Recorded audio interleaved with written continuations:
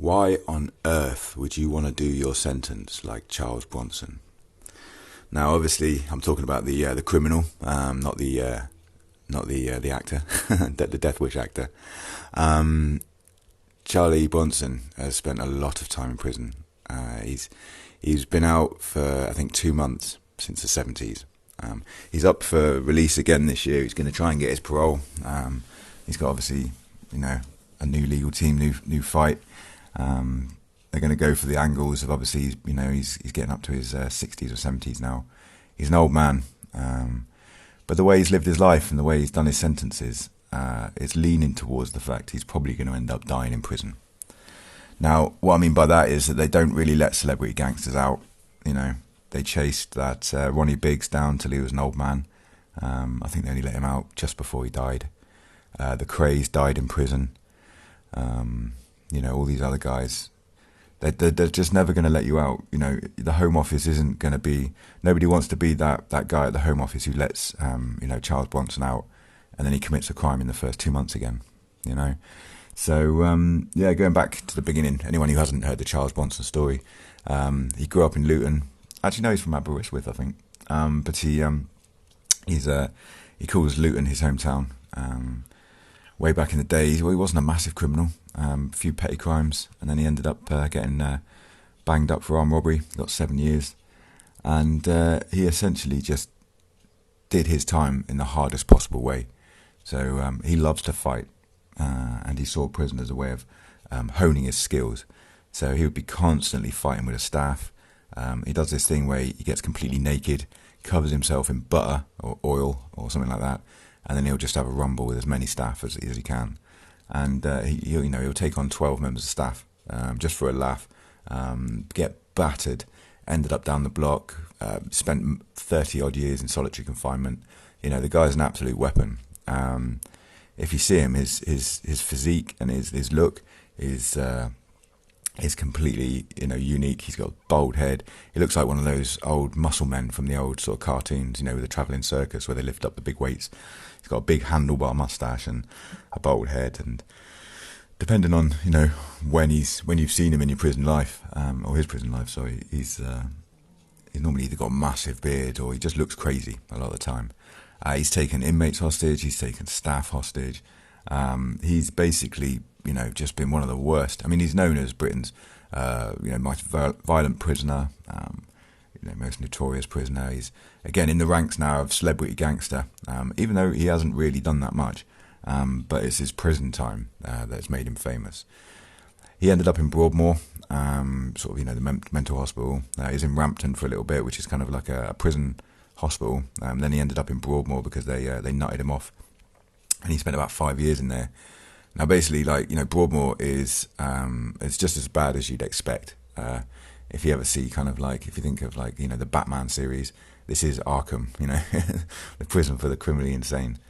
And it's, they just drugged them up, the liquid cosh, and just, leave these people to rot in there.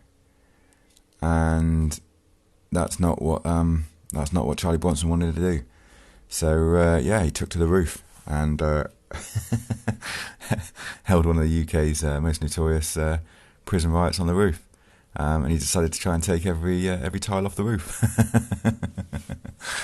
I think he holds the world record for either the most rooftop protests or the longest time on the roof, something like that. He's done press-ups. He's done untold press-ups. He reckons he can do over sort of 1,500 in an hour, that sort of thing.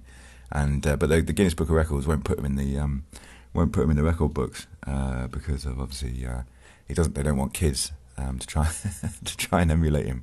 They don't want anybody to try and beat these records. So Charles Bronson, and this is the real problem. We're trying to do your sentence like this now. I've got no affiliation with Charles Bronson. I'm telling this story because he's a nutcase, and he's a really interesting character. So everyone in prison, they always used to kind of do the Charlie Bronson workouts, that sort of thing.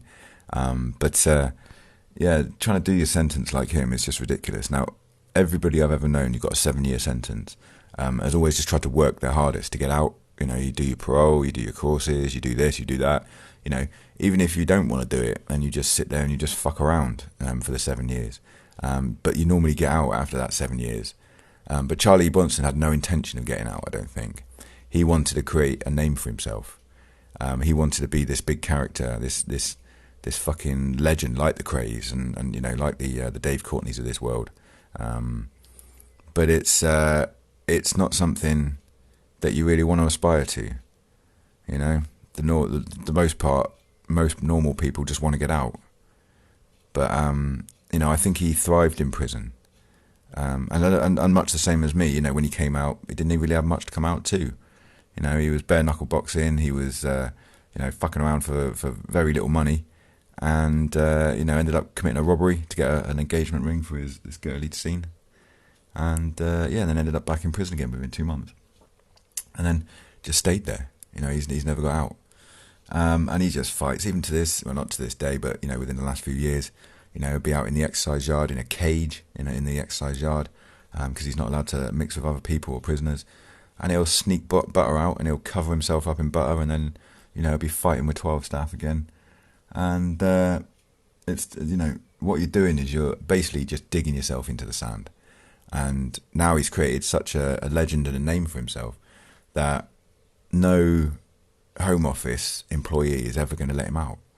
I mean, that's the problem he's going to have, and the Home Office and the government, essentially, will want these people to die in prison.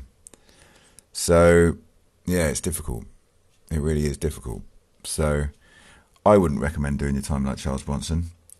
It's much easier to get your head down, do what you've got to do, but when you start trying to take the staff's head off at every opportunity, there's a good chance that you're going to die in prison. Thank you very much for listening.